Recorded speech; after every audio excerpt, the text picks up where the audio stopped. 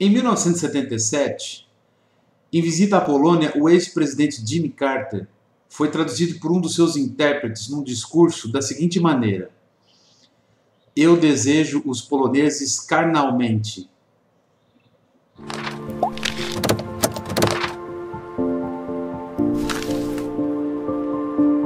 E aí, galera, sejam bem-vindos ao Taberna Literária. Hoje eu gostaria de propor uma reflexão a respeito de um tema bem interessante que dificilmente é abordado nos canais literários atuais aí. Pelo menos os que eu acompanho, alguns que eu assisto sem assinar. É a questão do tradutor. A pergunta que eu gostaria de fazer aqui é: o que seria da literatura universal sem os tradutores? Duas coisas me motivaram a fazer esse vídeo. O primeiro foi o seguinte: eu venho notado que o meu amigo Jim Duran, do canal Vagabundo Iluminado, tem descrição aí, vou deixar um card para vocês acessarem o canal dele também, tem comentado algumas vezes em alguns vídeos sobre o tradutor. Ele vai buscar o nome do tradutor, trazendo essa importância, despertando essa importância do tradutor nas obras literárias. E muito bem pensado isso, porque sem eles a gente não tem acesso a muitas das obras e a muitas culturas nesse universo da literatura. Porque algumas línguas são fáceis até de a gente ir atrás, como o inglês, como o espanhol, que eu considero um pouco mais simples de aprender. Mas imagine a literatura russa, por exemplo. É uma língua difícil de se aprender e seria muito complicado a gente ter acesso a grandes obras. E não só aos grandes clássicos, aos grandes autores, mas também às novas obras contemporâneas, novos livros e novos autores. E a segunda coisa que me motivou a trazer essa discussão foi um vídeo que eu vi no canal Pipoque Nanquim, do Alexandre Calari, que é um dos três que apresentam Pipoque Nanquim, um canal que eu gosto bastante também, está aí o link na descrição se você quiser acessar.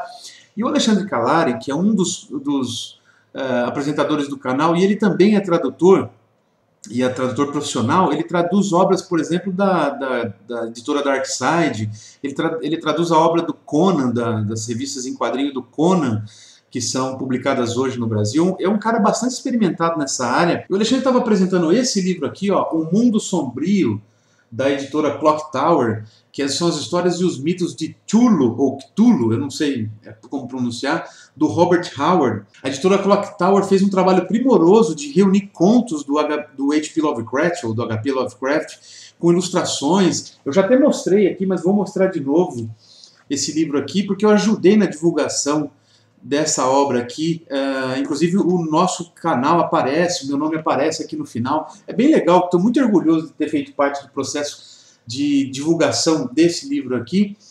E são vários contos, e uma das estratégias que a editora Clock Tower fez foi atribuir esses contos a diferentes tradutores. Eu não vou entrar em detalhes sobre a tradução dessa obra aqui, porque o Alexandre Calari fez um vídeo a respeito disso, e ele tem muito mais propriedade do que eu para falar. Vocês podem clicar na descrição e vocês vão encontrar o vídeo dele. É muito legal as reflexões que ele faz sobre isso e as dicas que ele dá para a própria editora.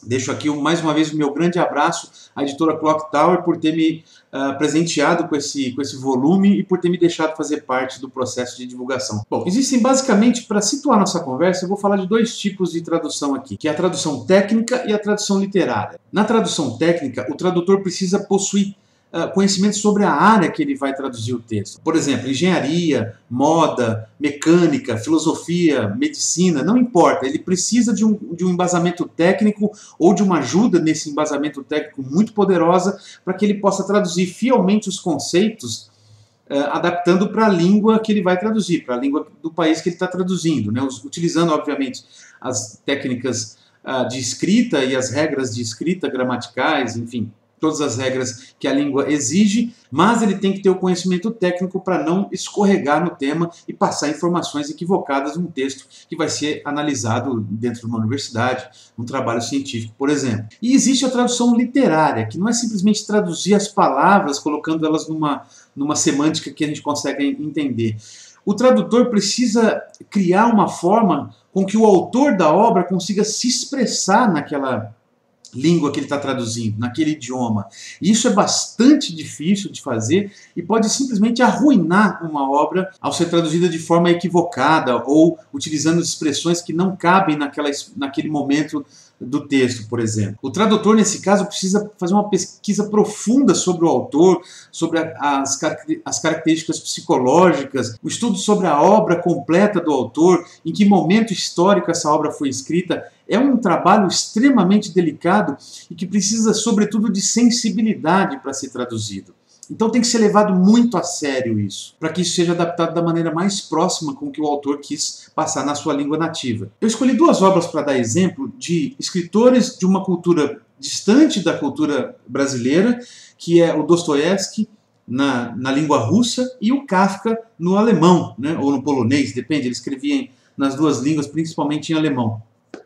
Mas então vou usar aqui essas duas edições do Memória de Subsolo, uma pela editora 34 e a outra pela editora da Folha de São Paulo, pela coleção, essa coleção nova da Folha. E pela mesma coleção aqui eu vou usar o Metamorfose do Kafka da Folha de São Paulo e a edição da Companhia das Letras para fazer a comparação. Coisa rápida, só para a gente ilustrar a conversa aqui. Vou ler dois textos curtinhos aqui para que você possa ter uma noção da diferença entre tradutores. Então, vou começar pelo Kafka. Essa tradução aqui é do Modesto Carone. Modesto Carone é um dos grandes estudiosos da obra de Franz Kafka no Brasil. Se eu não me engano, ele é vivo ainda. Eu vou deixar na descrição o link de uma entrevista do Modesto Carone, feita há muitos anos já no programa Provocações, do Antônio Arbujan, que passava na TV Cultura, que eu gosto bastante desse programa, tem muitos vídeos, e ali tem o link na descrição, que é dividido em 3 partes. Você vai poder ver da própria pessoa, do próprio Modesto Carone, o processo que é de traduzir esses livros. Então, aqui está o Modesto Carone, e na tradução da Folha, a Folha utilizou uma tradução da LPM Editores, que faz aqueles livrinhos pocket e tal. O tradutor é o Marcelo Baques. Se eu não me engano, é assim que pronuncia o nome. Vou começar por ele aqui, então. O trecho é o seguinte. Deslizou até voltar à posição anterior. Esse acordar cedo, pensou ele, faz a gente ficar meio abobado. O homem tem de ter seu sono. Outros viajantes vivem como mulheres de harém. Quando eu, por exemplo, volto ao hotel pouco antes do meio-dia, a fim de transcrever as encomendas feitas, esses senhores recém estão tomando seu café. Na tradução da Folha. Agora vamos ver do Modesto Carone o mesmo trecho. Deslizou de volta à sua antiga posição. Acordar cedo, assim, deixa a pessoa completamente embotada, pensou. O ser humano precisa ter seu sono.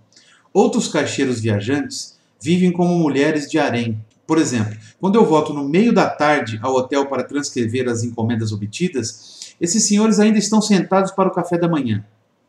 Notaram a diferença? Agora eu vou usar mais um exemplo simples aqui, no livro Memórias do Subsolo, do Dostoiévski. Nessa tradução aqui, da editora 34, é o tradutor Boris Schneiderman, que é um dos grandes tradutores da obra do Dostoiévski no Brasil, morreu recentemente. Link na descrição também de uma entrevista do Boris Schneiderman no programa Provocações do Antônio Arbujan. Muito legal essa entrevista, vale muito a pena você ver. E na edição da Folha temos o tradutor Irineu Frank Perpétuo, da editora Media Fashion. Uma tradução de 2016, tradução nova. Vamos começar então com a Folha. Por fim, estou entediado e fico constantemente sem fazer nada. Escrever seria de fato como um trabalho. Dizem que o trabalho torna o homem bom e honrado. Eis, pelo menos uma chance. Agora temos uma neve quase úmida, amarela, turva. Ontem também nevou. Vem nevando há dias. Tenho a impressão de que foi a propósito da neve úmida que me lembrei dessa anedota de que agora desejo me livrar. Pois bem, então será uma novela a propósito da neve úmida. Vamos agora à tradução do Boris Schneider. Finalmente, 2 pontos.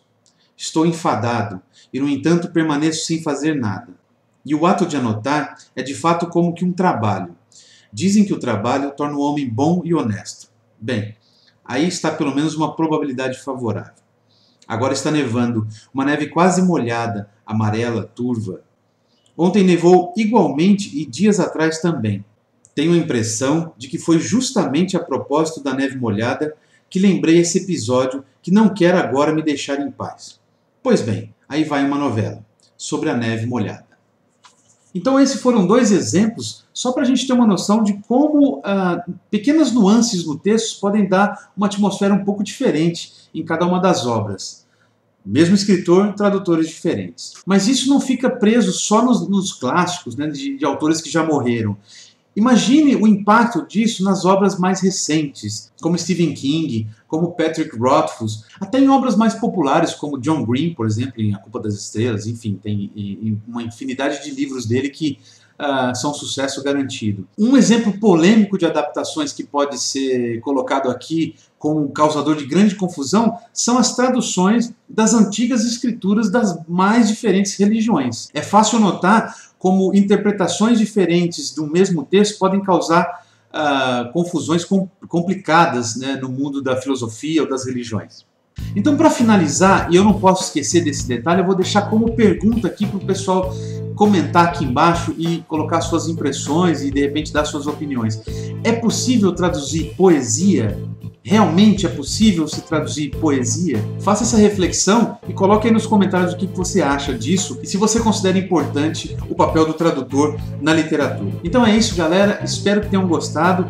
Eu pretendo trazer mais vídeos a respeito dessas discussões para ver se a gente consegue debater um pouquinho e avançar no conhecimento, beleza? Não se esqueça então de favoritar o vídeo, dar o seu joinha. Um grande abraço e até o próximo vídeo. Tchau, tchau.